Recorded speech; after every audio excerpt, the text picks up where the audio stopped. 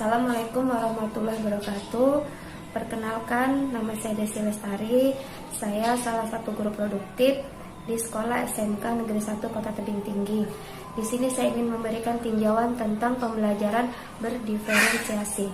Pembelajaran berdiferensiasi ini sangat penting kita lakukan dalam kegiatan belajar mengajar, di mana kita dapat mendukung murid dengan memenuhi kebutuhan belajarnya, terutama tentang gaya belajarnya. Apakah itu gaya belajar audio, gaya belajar visual, maupun gaya belajar kinestetik. Semuanya itu dapat kita desain ke dalam sebuah RPP.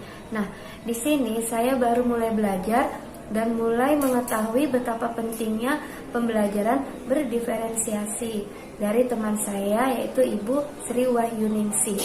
Dia menjelaskan kepada saya bagaimana kita dapat menuangkan rencana, bagaimana murid belajar, dan bagaimana guru mengajar dalam RPP yang tentunya mencakup kebutuhan murid dalam belajar.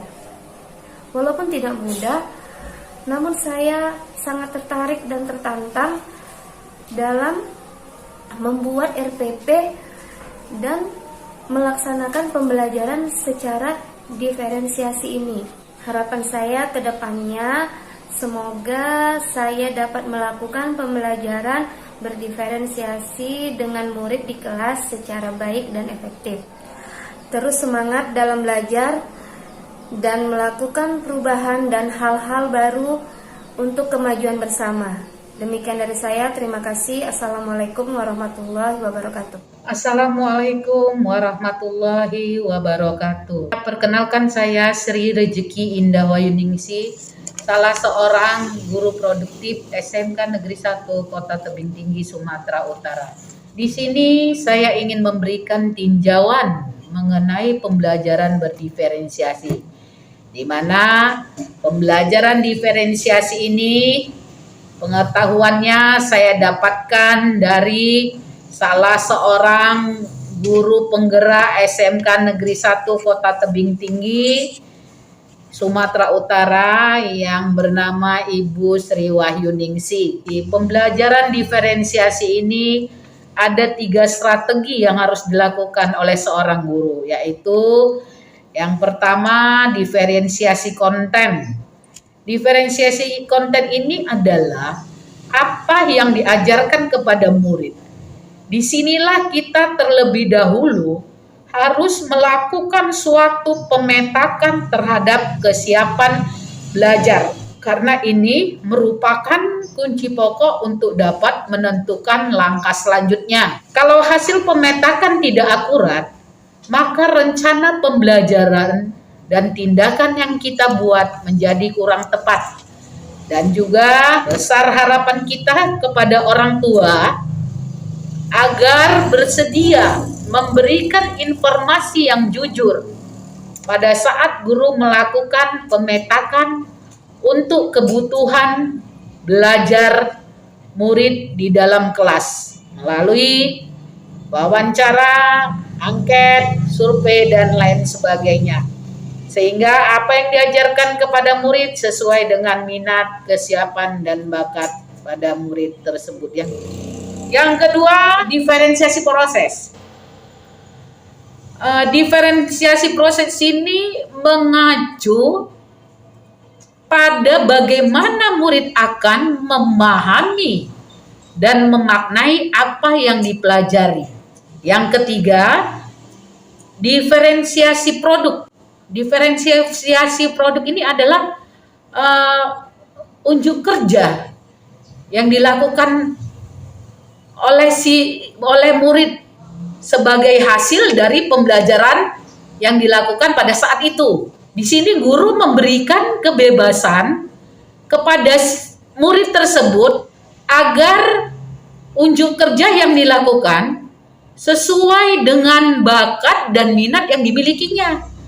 Bisa dalam bentuk karangan, dia berbakat dalam menulis, bisa dia unjuk kerja dalam bentuk karangan. Dia bakat dalam berbicara atau pidato, dia bisa unjuk kerja dalam pidato atau unjuk kerja dalam bentuk rekaman maupun video. Terserah murid, bebas murid dalam menentukan hasil pekerjaannya sesuai dengan bakat dan minatnya. Pembelajaran ini tentunya sangat penting bagi kita seorang guru, di mana dengan pembelajaran berdiferensiasi ini kita dapat memenuhi semua kebutuhan belajar murid, baik dari minatnya, kesiapan belajar, maupun gaya belajarnya itu. Nah, tentunya hal ini juga sesuai dengan sekarang yang lagi dianjurkan pemerintah mengenai Merdeka Belajar, di mana murid dapat belajar sesuai dengan minat dan bakatnya serta kebutuhannya. Dengan pembelajaran berdiferensiasi ini, selain dapat memenuhi kebutuhan belajar, murid diharapkan dapat menggali dan mengembangkan potensi yang dimilikinya.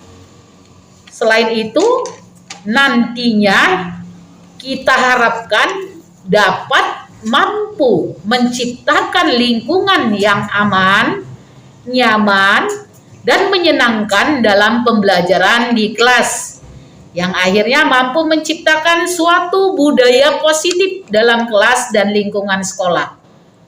Di samping itu, dengan pembelajaran diferensiasi, murid mampu mengekspresikan pembelajaran yang diinginkan dan mampu menunjukkan hasil produk yang sesuai dengan pemahaman dan bakatnya.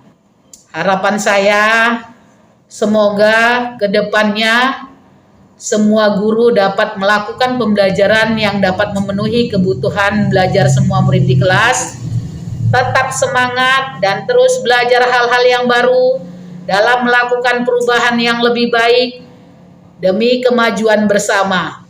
Demikianlah yang bisa saya sampaikan, dan saya sekali lagi mengucapkan ribuan terima kasih bagi para penggerak, guru-guru penggerak, khususnya guru-guru penggerak SMK Negeri 1 Kota Tebing Tinggi, terutama Bu Sri Wahyuningsi, dengan adanya tambahan pengetahuan melalui dia tentang pengembangan kegiatan belajar mengajar di dalam kelas, sehingga kita akan berusaha berbuat yang baik, yang sesuai dengan harapan pemerintah demi terciptanya belajar merdeka, insya Allah. Terima kasih. Billahi taufik wal hidayah. Assalamualaikum warahmatullahi wabarakatuh.